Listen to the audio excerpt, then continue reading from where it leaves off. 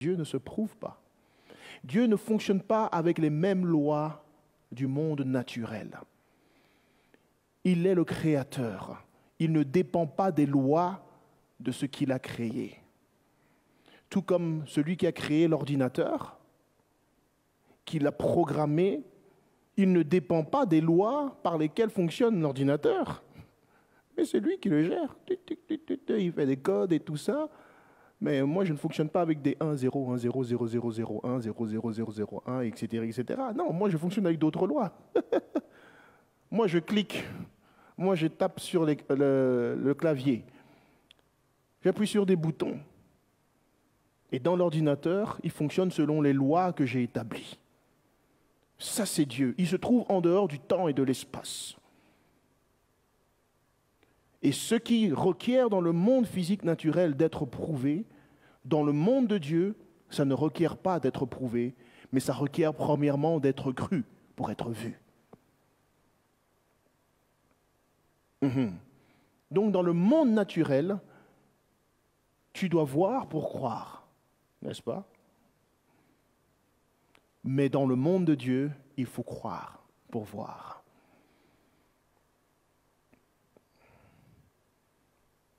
Donc vous devez être audacieux et faire comprendre à cette personne qu'elle passe à côté de la vérité parce qu'elle a décidé de ne pas croire. Elle ne peut pas voir Dieu ni connaître Dieu parce qu'elle a décidé dans son cœur qu'elle ne va pas croire en Dieu. Elle a décidé dans son cœur que c'est elle qui gère les lois par lesquelles Dieu se manifeste. Mais Dieu est-il Dieu? Ou est-il un homme pour que tu décides comment il doit se manifester?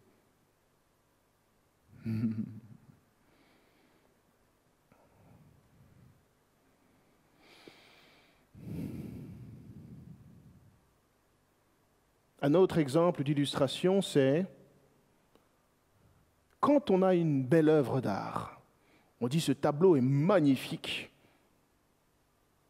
Il a été bien pensé, les lignes, les traits, toutes les choses complexes qui se trouvent dans ce tableau. Ça nous dit quoi? Ça veut dire qu'il y a un artiste derrière ça. Ça a été bien pensé. Ouais. Inspiré. C'est pas arrivé comme ça. Boum. C'est pas une explosion qui a fait ça. L'explosion, ça crée le désordre. Mais une œuvre d'art, ça a été vraiment bien réfléchi et pensé. Quand on regarde l'être humain et sa complexité, toi qui crois dans la science, toi qui dis que vraiment, biologie, chimie, physique et tout ça, tu vois pas comment tout est bien fait? Tout est harmonieux. Le corps humain est tellement complexe que jusqu'à aujourd'hui, on ne comprend pas tout ce qui se passe en lui. Et pourtant, on en sait beaucoup. Beaucoup, beaucoup, beaucoup. C'est incroyable, non? Ça ne te dit pas qu'il y a un artiste là derrière. Si. C'est comme une œuvre d'art. Les choses bien faites ont été bien pensées par quelqu'un d'intelligent. Et encore une fois, il n'est pas limité par ce qu'il a créé, mais c'est lui qui définit les paramètres et les périmètres de ce qu'il a créé.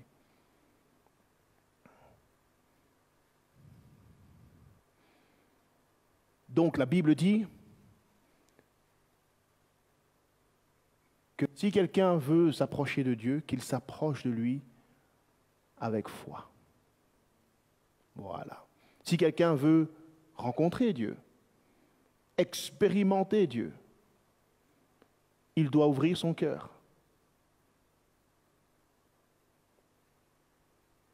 Et accepter le fait, je ne le connais pas, hein, mais il doit y avoir quelqu'un là-haut. Il doit y avoir quelqu'un derrière toutes ces choses-là que je vois qui sont si magnifiques, ce monde, cet univers. Il doit y avoir, je ne peux pas le nier. La Bible dit qu'ils seront sans excuse devant le trône de Dieu. Parce que les perfections invisibles de Dieu sont comme à l'œil nu à travers la création. Toutes ces choses, ces merveilles que Dieu a créées, elles rendent témoignage de l'existence d'un Dieu. Donc, tu ne regardes pas là où il faut regarder. C'est juste devant toi, mais tu l'ignores. Il est partout.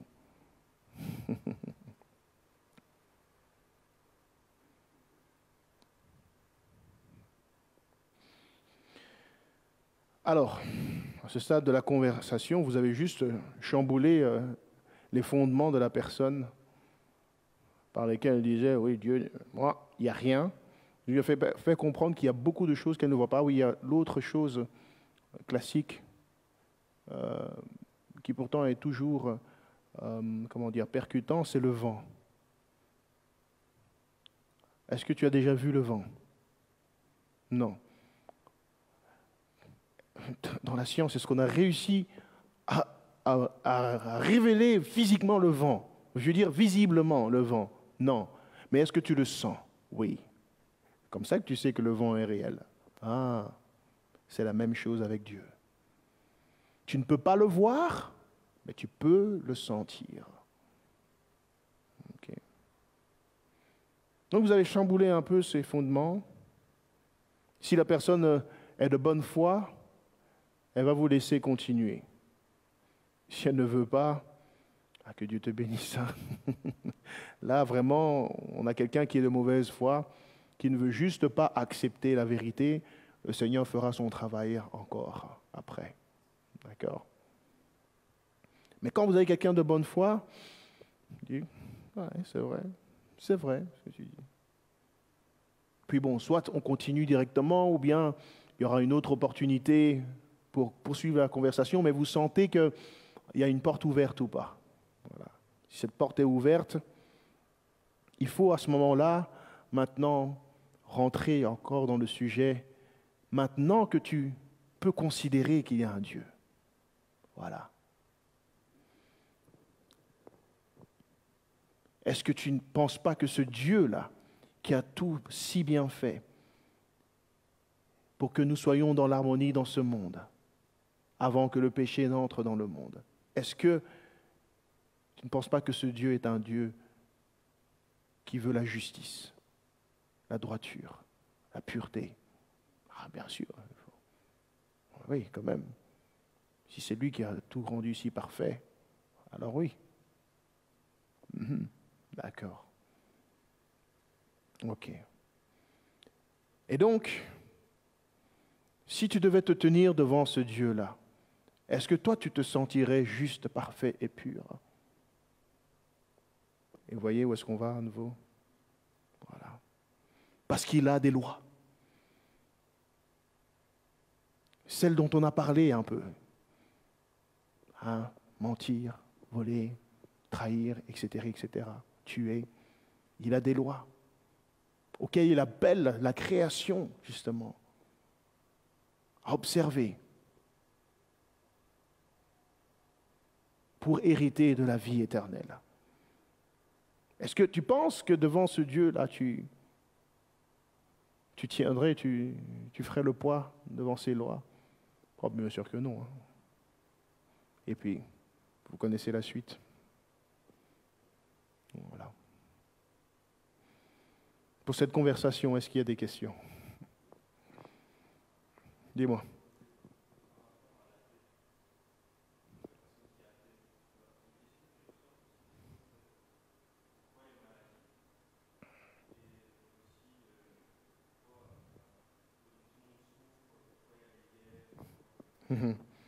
Alors, il faut les faire revenir aux origines des choses.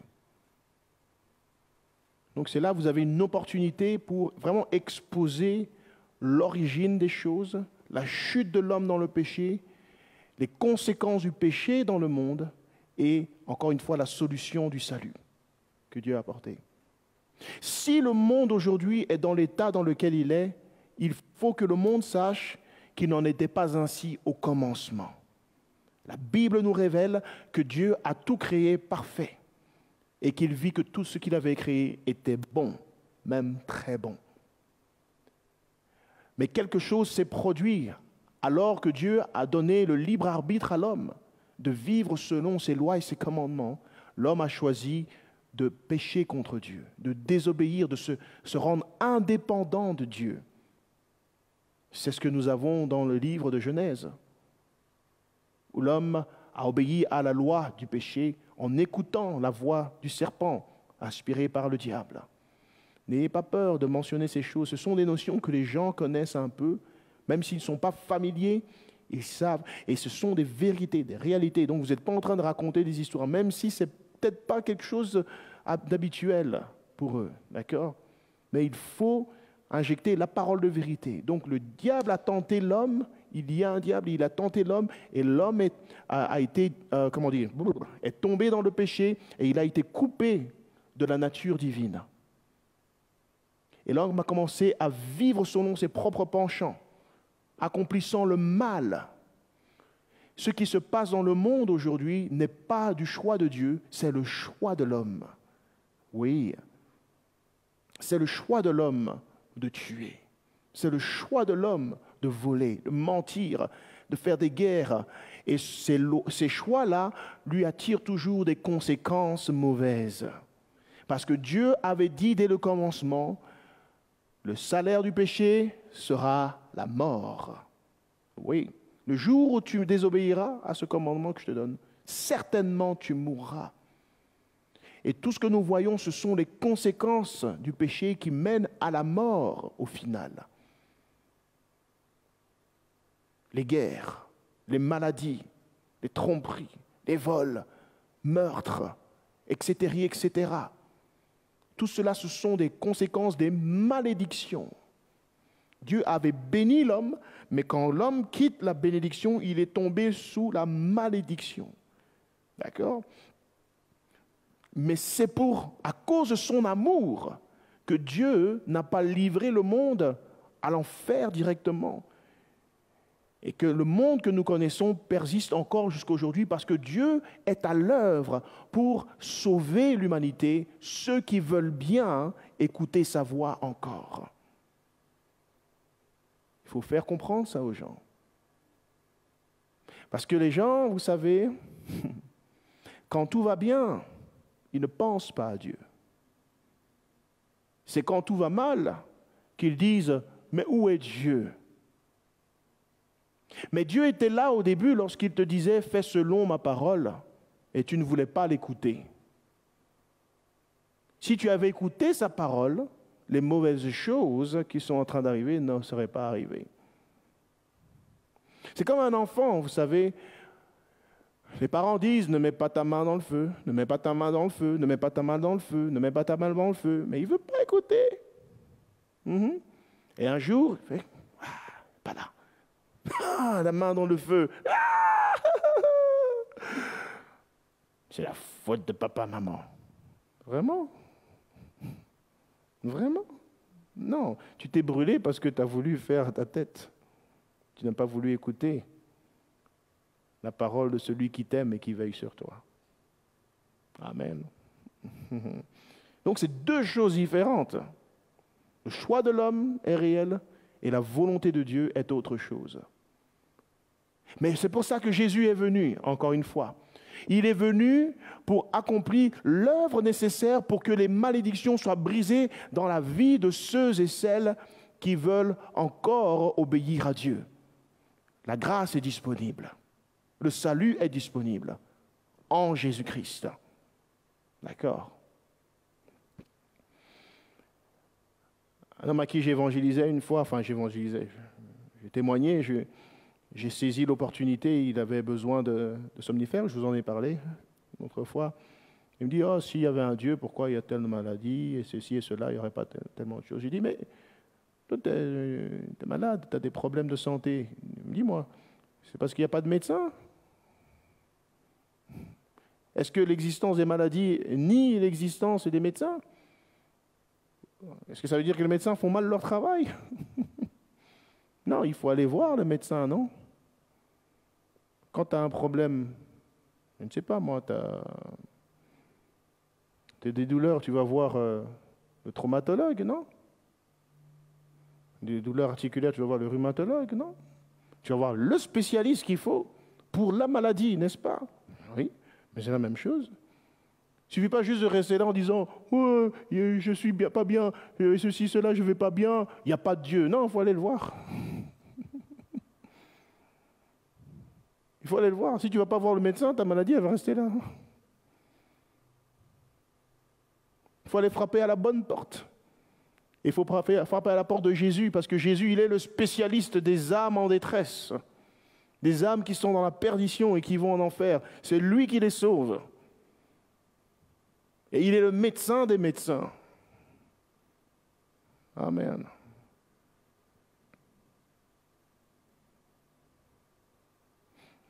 Donc des fois, ce qui se passe, c'est que les gens disent, ouais, ok, peut-être qu'il y a un Dieu, mais je ne comprends pas tout ce qui se passe. Ils n'ont pas encore fait la démarche d'aller vers Dieu. Personne ne leur a enseigné le chemin qui mène à Dieu. Ils ne savaient pas, peut-être, qu'ils pouvaient avoir un contact, une relation avec Dieu, passant par Jésus-Christ qui est le chemin, la vérité et la vie. Amen. La lumière qui chasse les ténèbres de ce monde.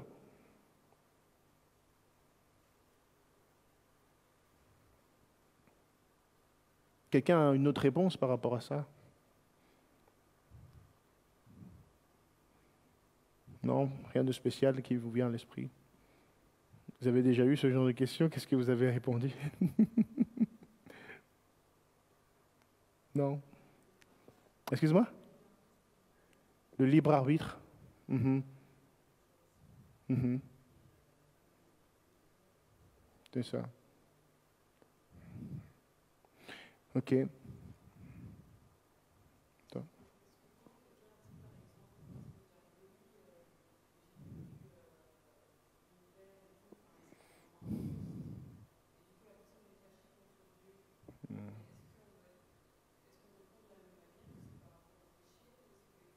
Non, la mort, c'est quelque chose face auquel on doit tous faire face. Oui. Et la vie, la durée d'une vie, le cycle d'une vie, elle est entre les mains de Dieu. Nous n'avons pas décidé quand nous allions naître. Et nous ne pouvons pas décider quand nous allons partir non plus. Par contre, nous pouvons faire le choix de bien faire notre vie lorsque nous sommes vivants. De faire les bonnes choses, d'accomplir la volonté de Dieu. Et quand notre temps est arrivé, nous sommes sûrs que nous allons partir dans la bonne direction, dans le royaume de Dieu. C'est ça qui est important. Parce que la vie ne s'arrête pas ici-bas sur terre. Ça, c'est une étape que les gens oublient aussi. Leur révéler que la vie ne s'arrête pas ici-bas sur terre. Mais cette vie terrestre n'est qu'un passage. Parce qu'il ne serait vraiment pas intéressant de vivre une éternité sur cette terre. Dans les conditions dans lesquelles nous sommes, c'est la vie éternelle, c'est un enfer aussi. D'accord. Donc Dieu a un plan de rachat des âmes pour une vie éternelle dans un nouveau royaume dans lequel lui-même régnera avec la paix, la droiture, la justice et la perfection totale. Donc la personne doit être éclairée par rapport au plan divin qui est beaucoup plus vaste que la petite durée de la vie d'une personne. Voilà. Alors, le fait qu'on ait coupé plus tôt qu'on le voulait d'une personne ou pas, ça relève du problème d'accepter la volonté de Dieu. C'est le problème que je ne veux pas accepter que Dieu a formé tel projet sur telle personne, tel projet et tel projet et tel projet. Et c'est comme ça, et c'est lui le maître, et il décide ce qu'il fait. S'il permet que la mort vienne, il en est le maître, parce qu'il était celui qui a permis premièrement à la vie de venir. Il dit, moi, je suis celui qui donne la vie, et je suis celui qui la reprend. Et il n'a pas besoin de l'autorisation de qui que ce soit. Et le fait de reprendre une vie ne veut pas dire que la personne a cessé d'exister.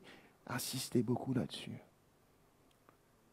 On ne cesse pas d'exister, mais on continue d'exister quelque part. Et c'est ce quelque part qui est réellement important à connaître. Où est-ce que je vais aller?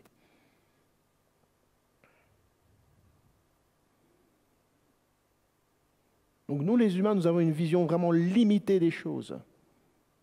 Et on ne peut pas juger Dieu sur base de cette vision limitée. Dieu a un plan beaucoup plus grand que ça. Les dimensions dans lesquelles il opère que nous ne comprenons pas, nous ne connaissons pas encore.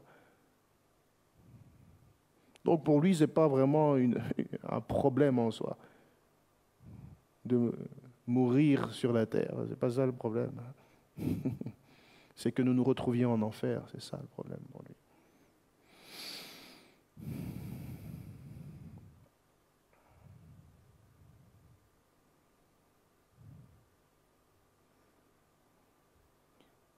Dans ces réflexions que les personnes ont, personne n'est parti, c'était injuste, trop tôt, d'une mort vraiment subite et tout cela. Prenez aussi le temps d'expliquer aux gens que Dieu a un plan pour chaque personne qu'il a créée sur la terre. Il a un destin, une destinée fixée sur la vie de chaque personne. C'est comme un créateur, quelqu'un qui crée des choses. Chaque chose qu'il crée, il est créé avec un but et aussi une durée de vie prévue. Ah oui. Quand vous allez acheter quelque chose, matériel, généralement, on vous donne une garantie de vie, durée de vie, n'est-ce pas?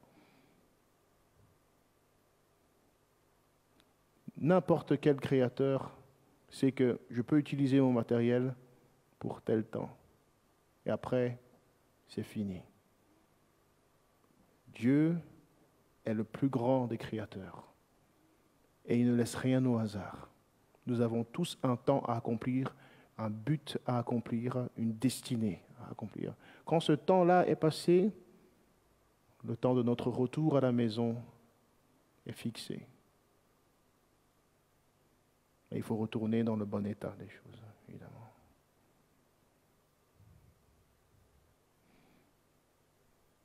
Donc, telle personne est blessée à l'intérieur et a besoin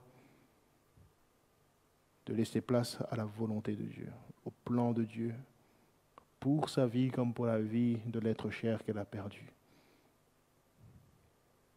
Après, si elle va retrouver cette personne au ciel, c'est une autre affaire.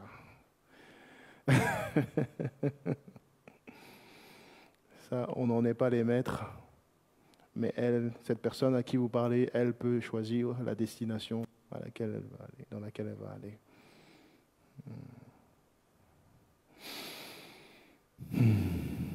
Bien, déjà -4. On a ici un 4e cas de figure que j'ai donné, c'est moi, je ne pense pas que j'irai. Là, vous avez affaire à quelqu'un qui se sent déjà coupable. On n'a plus grand-chose, un grand travail à faire au niveau de faire prendre conscience que tu es pécheur. On n'a rien à faire là. Là, si vous faites ce travail-là, franchement, vous allez achever la personne, quoi. D'accord? C'est pas pour ça que le Seigneur nous envoie. Là, pour le cœur brisé, le cœur qui est vraiment abattu, c'est l'espérance qu'il faut annoncer. D'accord? Dis-moi, je n'irai pas. Question, est-ce que je peux savoir pourquoi tu penses que tu n'iras pas au ciel? Je n'ai pas fait de bonnes choses. J'ai fait quelque chose de très mal. J'ai trahi, j'ai trompé, j'ai volé, ou bien j'ai fait des choses, j'ai fait la prison, j'ai tué. Non, vous pouvez avoir toutes sortes de choses, toutes sortes de réponses. Ou bien les gens ne vont pas vous dire. Mais vous devez comprendre dans l'esprit qu'il y a quelque chose qui pèse. Et alors, vous devez aller sur ce terrain, justement, que les commandements de Dieu ont été donnés et ils ont révélé que nous sommes tous fautifs devant Dieu. Que personne n'est parfait, mais que tous ont péché et sont privés de la gloire de Dieu, quel que soit le niveau du péché que tu as commis. Mais il y a une bonne nouvelle que Dieu veut que tu entendes aujourd'hui, et c'est pourquoi il m'envoie vers toi. C'est qu'il y a un chemin. Il y a une porte, alléluia, par laquelle tu peux passer et qui te permettra d'entrer dans le royaume de Dieu. Et ce chemin, c'est Jésus-Christ. Cette porte, c'est Jésus-Christ. Jésus est venu pour être l'avocat dont tu as besoin devant Dieu, puisque tu te sens coupable devant lui. La Bible dit que nous avons un avocat auprès du Père et qu'il ne faut plus se culpabiliser, mais mettre sa foi en Jésus-Christ. Aujourd'hui, tu voudrais pouvoir avoir la chance d'aller au ciel si tu mourais, non? Certainement, oui. Eh bien, je te dis que si tu donnes ta vie à Jésus et que tu fais de lui le Seigneur et le Sauveur de ton âme, tu pourras avoir cette assurance parce que lui pardonne les péchés. Lui nettoie et purifie l'âme de tous ses péchés. Et Dieu te verra comme juste à travers Jésus-Christ. Ouais. Donc là, vraiment, exposer l'évangile de la grâce selon la direction que donne le Saint-Esprit. Et proposer toujours à la personne, à la fin d'une conversation, quelle que soit la fin, la conversation que c'est, est-ce que tu veux donner ta vie au Seigneur? On peut le faire ensemble. Ça demande juste quelques minutes en prière maintenant. De faire ce premier pas où tu invites Jésus dans ton cœur. Et tu vas le sentir, toi l'athée. Ouais. Et tu vas sentir un poids se retirer de toi, toi qui te sens coupable.